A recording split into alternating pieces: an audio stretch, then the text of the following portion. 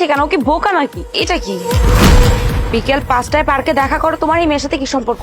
এই মেয়ে তোমাকে চিটকুট দিয়ে পালিয়ে গেল কেন? আর বিকাল 5টায় তোমাকে ডাকলো বা কেন? টাল মে তো জরুর কুছ কালা है। এই তোমার কি মেয়ের সাথে রিলেশন চলছে না তো? আরে আরে তুমি একটু শান্ত হও। কি বলতেছো? বলতে বল, মনে যা আসতেছে তাই বলতেছো। আমি একটা বিবাহিত পুরুষ, আমি কেন অন্য মেয়ের সাথে রিলেশন করতে যাবো? আর তাছাড়া আমি তোকে চিনিই না। ও আচ্ছা, তুমি চিনো না এই মেয়েকে, অথচ তোমাকে চিঠি দিয়ে বিকালবেলা ইনভাইট করলো, তাই না? আর বাবা আমি নিজেও জানি না এই মেয়েটাকে, আমি নিজে তো কনফিউজ। ঠিক আছে, তাহলে চলো আজকে বিকাল 5টায় আমি তোমার সাথে পার্কে যাব। তুমি যাবে কিন্তু আমি তোমার পিছু নিব। আর আমি যে দেখতে চাই যে এই মেয়েকে আর এই মেয়ের সাথে তোমার কি সম্পর্ক। ভুলেও কোনোভাবে ওকে জানানোর চেষ্টা করবে না যে আমি ওখানে যাব, ঠিক আছে? ওকে ঠিক আছে, ঠিক আছে, বিকাল 5টায় আমি সেখানে যাব আর তুমিও আমার সাথে যাবা। যেহেতু আমি কারোর সাথে সম্পর্ক নেই, তাহলে আমি কি তোমাকে ভয় পাবো নাকি? ঠিক আছে।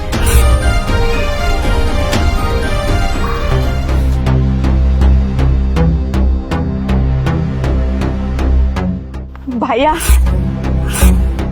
কেমন আছো তুমি? ভাইয়া তোমাকে কতদিন পরে আমি দেখলাম, আমার কি যে ভালো লাগছে। তুমি কেমন আছো ভাইয়া? আরে বোন, তুই এখানে? তুই ভালো আছিস তো? তুই কই ছিলি এতদিন? কেন ভাইয়া, তুমি আমার চিঠি পাওনি? কোন চিঠি? ভাইয়া ওই যে ওই চিঠিটা যেটা গতকাল বিকেলে আমি ছুঁড়ে মেরেছিলাম তোমার ছাদে। আর ওই চিঠিতে ছিল তোমার সাথে আজকে আমি পার্কে দেখা করব। আর ভাইয়া তোমার সাথে আমি এতদিন দেখা না করে আমি থাকতেই পারছিলাম না, তাই আমি এভাবে তোমাকে চিঠি দিয়ে তোমাকে ডেকে পাঠিয়েছি। ভাইয়া ভাবি জানে না তো যে তুমি এখানে এসেছো? এত প্রশ্ন তোমার ভাইয়ের কাছে না করে যেহেতু আমার কাছ থেকে জানতে চাও, তাহলে আমাকেই প্রশ্নটা করো না, আমি উত্তর দিচ্ছি। ভাবি তুমি আমাকে মাফ করে দাও। আসলে ভাইয়ের সাথে অনেক দিন অনেক বছর দেখা হয় না, তাই আমি নিজেকে কন্ট্রোল করতে পারিনি, তাই আমি এই পদ্ধতিটা অবলম্বন করেছি। আর চিঠি ছুঁড়ে মেরেছি এই কারণে যে যদি দেখো যে চিঠিটা কে পাঠিয়েছে এটা দেখার জন্য ভাই অবশ্যই পার্কে দেখা করতে আসবে আমার সাথে, আর ভাইয়ের সাথে আমার দেখা হয়ে যাবে। ভাবি ভাইয়ের সাথে অনেকদিন দেখা হচ্ছিল না তো, তাই আমি এটা করেছি। তুমি প্লিজ ভাইয়াকে কিছু বলো না ভাবি। আর ভাবি আমি তো তোমাকে অনেকবার কলও করেছি, কিন্তু তুমি তো কখনোই আমার ফোনটা ধরো না। ভাবি ভাইয়ার কোনো দোষই নেই এতে, আমি এটা করেছি ভাইয়ের সাথে দেখা করার জন্য। তুমি প্লিজ ভাইকে কিছু বলো না। লজ্জা করে না তোমার? তোমার সমস্ত পড়াশোনার খরচ আমরা চালিয়েছি, তারপরে তোমাকে এত বড় করে তারপর তোমাকে আলাদা করা হয়েছে, এরপরেও তুমি আমাদের কাছে কি চাও? হ্যাঁ, ও এখন নিশ্চয়ই চাচ্ছ যে তোমার যত বিয়ের খরচ আছে সবকিছু আমরা দেই, তাই না? আর কত লোভ করবে? তোমার ভাইয়ের কোন ঠেকা পড়েছে যে তোমাকে দিনের পর দিন এরকম ভাবে চালিয়ে যাবে আর এখন তোমার বিয়ের খরচও দিবে? এত লোভী কেন তুমি? কি চাও তুমি আমাদের কাছে? আমাদের পুরো নিঃস্ব করে তারপর রাস্তার মধ্যে ছেড়ে দিতে? ভাবি আমার কোনো বিয়ের দরকার নেই, আর আমি ভাইয়ের সাথে এই জন্য দেখা করতে আসিনি। ভাবি আমার চাকরি হয়ে গেছে। হ্যাঁ ভাইয়া, আমার চাকরি হয়ে গেছে আর আমি অনেক ভালো ইনকাম করছি, আমার কোনো কিছুর প্রয়োজন নেই। আসলে রক্তের সম্পর্ক কি কখনো ভাঙা যায় তুমি বলো ভাবি? ভাইয়ের সাথে আমার রক্তের সম্পর্ক, আমি ভাইয়ের সাথে অনেকদিন দেখা করি না, কথা বলি না। ভাইকে দেখার জন্য আমার মনটা কেমন যেন করছিল, তাই আমি এটা করেছি ভাবি। ভাবি আমি তোমাদেরকে আর কোনোদিন ডিস্টার্ব করবো না, তারপরও ভাবি তুমি ভাইয়াকে কিছু বলো না। হয়েছে বোন, তুই থাম। আগে বল তুই ভালো আছিস তো? তুই যেখানে আছিস সেখানে ভালো আছিস তো তুই? ভাইয়া তুমি এভাবে কেন কথা বলছো? তুমি এভাবে কথা বললে তো আমার অনেক কষ্ট হয়। বাবা মা মারা যাওয়ার পরে তুমি তো ছিলে আমার একমাত্র আপনজন, তোমরা ছাড়া তো আমার পৃথিবীতে আর কেউ নেই। রক্তের সম্পর্ক তো সবচেয়ে বড় সম্পর্ক, জীবনে যে কোনো পর্যায়ে রক্তের সম্পর্কের কোনো বিকল্প নেই। ভাইয়া তোমার সাথে আমার দেখা করার জন্য যে আমার কত খারাপ লাগে আমি তোমাকে এটা বোঝাতে পারবো না। আর ভাবি তোমাকে একটা কথা বলি, তোমার নিজেরও তো ভাই আছে তাই না? তোমারও তো ইচ্ছা করে ভাইয়ের সাথে দেখা করতে, কথা বলতে, ভাইয়ের বাড়ি যেতে, তেমনি আমারও তো ইচ্ছা করে ভাইয়ের সাথে কথা বলতে, দেখা করতে।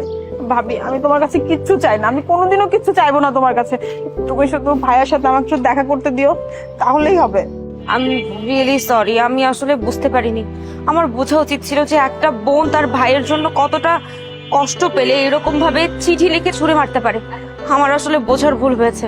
আমি দিনের পর দিন তোমাকে অনেক অবহেলা করেছি, তোমার সাথে অনেক খারাপ ব্যবহার করেছি।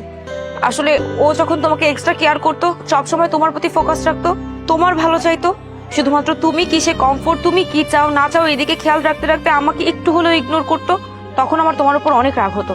আমার মনে হতো যে যে সময়গুলো আমার দেওয়ার কথা, আমার পাওয়ার কথা, সেই সময়গুলো অন্য কেউ ছিনিয়ে নিচ্ছে। তাই আমি চাইনি যে তুমি কখনো আমাদের সাথে থাকো। আর তুমি তো ঠিকই বলেছো, আমার তো নিজেরও ভাই আছে। আমার ভাই যদি আমার সাথে এরকম করতো তাহলে হয়তো আমি কখনো মেনেই নিতে পারতাম না। তাও তো তুমি সাহসিকতার পরিচয় দিয়েছো, এত কষ্ট করে তোমার ভাই পর্যন্ত পৌঁছেছো। আমাকে তুমি মাফ করে দাও।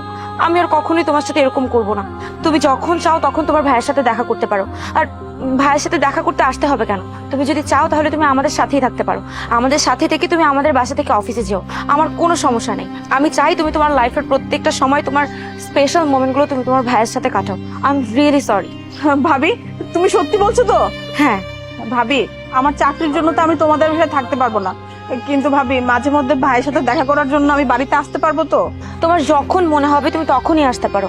আর আমি কখনো তোমাদের ভাই বোনের মধ্যে বাধা হয়ে দাঁড়াবো না, কথা দিচ্ছি। ভাবি, তুমি যে আজকে আমাকে দুনিয়ার সবচেয়ে বড় সুখ দিয়েছো, আমি যে তোমাকে কি বলে ধন্যবাদ দেবো।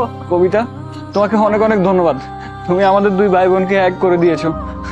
অনেক অনেক ধন্যবাদ তোমাকে। I am really sorry. আমি না তোমার সাথে অনেক খারাপ আচরণ করেছি, তোমার সাথে তোমার বোনকে দেখা করতে দেইনি। বাট বিশ্বাস করো, আজকের পর থেকে আর কখনো এরকম হবে না, প্রমিস।